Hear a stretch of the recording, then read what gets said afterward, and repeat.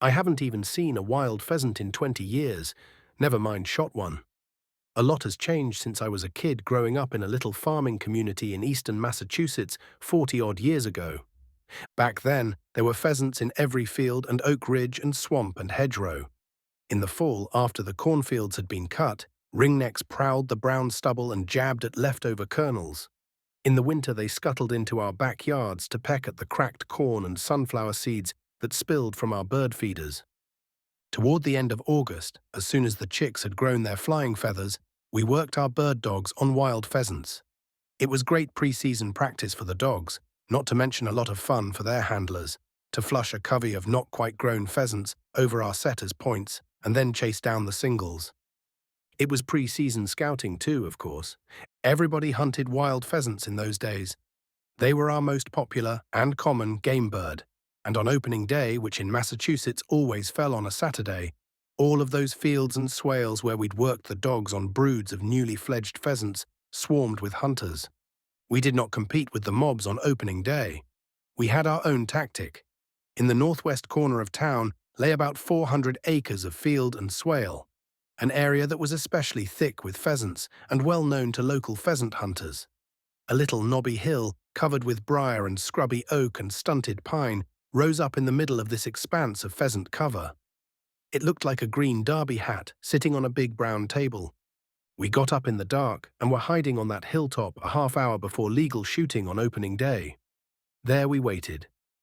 About the time the sun peaked over the horizon, the armies of hunters began their invasion. From our observation site on the knoll, we could watch the dots of blaze-orange caps weave through the waist-high grass, where, a month earlier, we'd worked our dogs.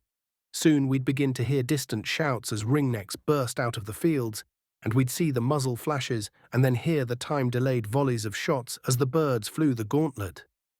Many of those pheasants headed straight for our ambush on the knoll. We always got our limits in the first hour or so of opening day. After that, we hunted pheasants the conventional way, crisscrossing the fields with pointing bird dogs, and limits were hard to get. Opening day, I always believed, taught those crafty wild pheasants everything they needed to know about survival. They learned to run, not fly, and when they had to fly, they flaunted their size and speed. They burst up at the unexpected moment, cackling in panic or derision. They were big birds, and their long tails made them seem twice as big as they were. They accelerated quicker and flew faster than they appeared to, and the tendency was to forget to lead them and shoot off their tails. None of the farmers in my town had any problem with a couple of teenage boys with shotguns prowling through their cornfields and hedgerows. Hunting was considered normal behavior when I was a kid. Hunt anytime, those farmers always told us when we asked. We got loads of pheasants. Everything's different now. Mostly there are housing developments, condominiums, shopping malls, highway cloverleafs, and golf courses where the meadows, woodlots, and cornfields used to be. One by one, the old farmers yielded to the temptations of real estate developers, and those who are left post no hunting signs around their property. Sometimes, if you ask politely, they might give you permission to hunt, but most of them no longer trust people with guns. Many of the towns in the part of the world where I grew up have banned hunting entirely. There aren't many wild pheasants left anyway. Housing developments, condominium complexes, shopping malls, highway cloverleafs and golf courses make poor pheasant habitats. House cats and skunks and raccoons and crows and hawks, creatures well adapted to suburban civilization, prey efficiently on pheasant eggs and newly hatched chicks. It might be coincidence, but I trace the virtual disappearance of wild pheasants in eastern Massachusetts to the explosion in the coyote population over the past 20 years. Today, ringneck pheasants remain the most popular upland quarry for Massachusetts hunters, but the birds are no longer wild. They are raised in pens, and throughout the season, they are released onto wildlife management areas, our delightful euphemism for public hunting grounds, across the Commonwealth, the way hatchery trout are stocked in our ponds and streams, for the specific purpose of providing sport for licensed sportsmen. Many of these WMAs offer classic pheasant habitat. The Division of Fisheries and Wildlife plants them with corn and millet, and leaves tangled edges and hedgerows. They are surrounded by boggy marshland and swales, alder and poplar hillsides, evergreen and oak forests. There's a science to the creation of pheasant habitat, But if you've ever hunted wild pheasants, a WMA won't fool you. Armies of hunters have beaten permanent paths through the marshes and swales, and they leave empty 12-gauge shotgun shells scattered on the ground like confetti after a parade. There's always a lot of camaraderie in a wildlife management area. Dogs sniff strange dogs, and hunters on the way out pass along rumors about how many birds were stocked that morning to the guys on the way in. The most important tactic for hunting success at a WMA is to get there early when there's still room in the parking lot. It's canned hunting. A wildlife management area feels like an artificial trout pond where you pay by the pound for the fish you catch. Pen-raised pheasants, like hatchery-raised brook trout, are not creatures of nature. They are not particularly cagey or swift or smart. They are not survivors. They are raised to be harvested, another wonderfully politically correct fish and wildlife euphemism, which means killed. It's easy to shoot these pheasants without guilt. Their abundance, in fact, is directly proportional to the number of them that we kill. The more hunters who buy licenses and visit the WMAs, the more birds, fish and wildlife can afford to raise and release for our hunting pleasure. They take surveys and use the results to lobby for their budgets. Pheasant hunting is politics these days. I hunt them because I want to go hunting for a few afternoon hours the way I used to when I was a kid. A wildlife management area is all I've got amid the forest of no hunting and no trespassing signs. I wouldn't think of visiting a WMA on a Saturday, but once in a while toward the end of a wet Thursday afternoon in November, I find the parking lot at my local WMA empty. Bert and I work the thick edges where any pheasants that survived the morning's onslaught have likely taken cover. Stocked pheasants don't like to run the way their wild ancestors used to. They'll sit for a pointing dog.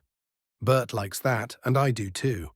When I kick one of them up, it doesn't seem to fly as fast as I remember either. I'm a mediocre wing shot, but I rarely miss one of these lumbering domesticated birds.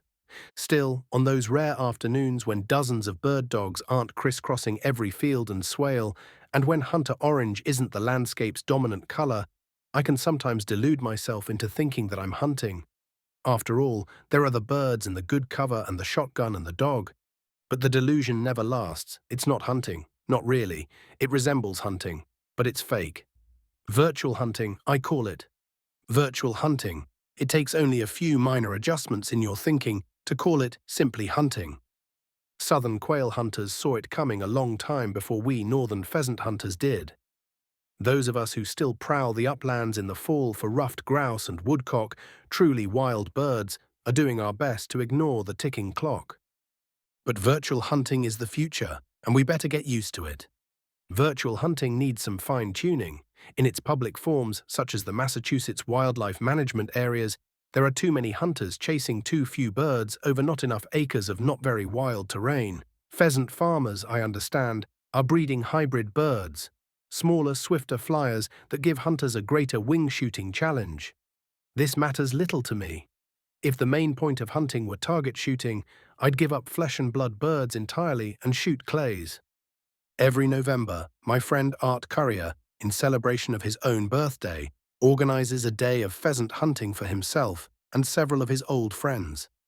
Some of us have hunted and fished since we were kids. Others take to the woods only once a year on Art's birthday hunt. Because this is a special occasion, a once-a-year celebration of the season, we spend the day at a hunting preserve, sort of a private wildlife management area, a northern version of a southern quail plantation, where we are assured of finding birds and privacy. Over the years, we have sampled many New England pheasant preserves. We haven't found much difference among them. We pay a per-man fee, which guarantees that a prescribed number of birds will be put out for us. On the morning of our arrival, one of the preserve's guides slips into our assigned fields and plants the pheasants, which have been rocked with their heads tucked under their wings so they will not fly or run away before we hunters get there. Then we are divided into groups of 3 and directed to our appointed fields. We know 6 pheasants have been deposited there. If they are still there, and if our dogs do their jobs, we will get some shots and perhaps bag a few birds. I always enjoy the comradeship of Arts Day. I enjoy watching the dogs work, and shooting an occasional pen-reared pheasant does not give me the twinge of regret that I get when I shoot a wild bird. We have the place to ourselves, and we always find pheasants, and sometimes the dogs point and we knock birds out of the air. It's more fun than a wildlife management area, but never confuse a day on a preserve with wild pheasant hunting. For that, I have to consult old memories. Reprinted with permission from Wild Pheasants. By William G. Tapley, 2003. The Upland Almanac, Spring 2003, 2003 by William G. Tapley.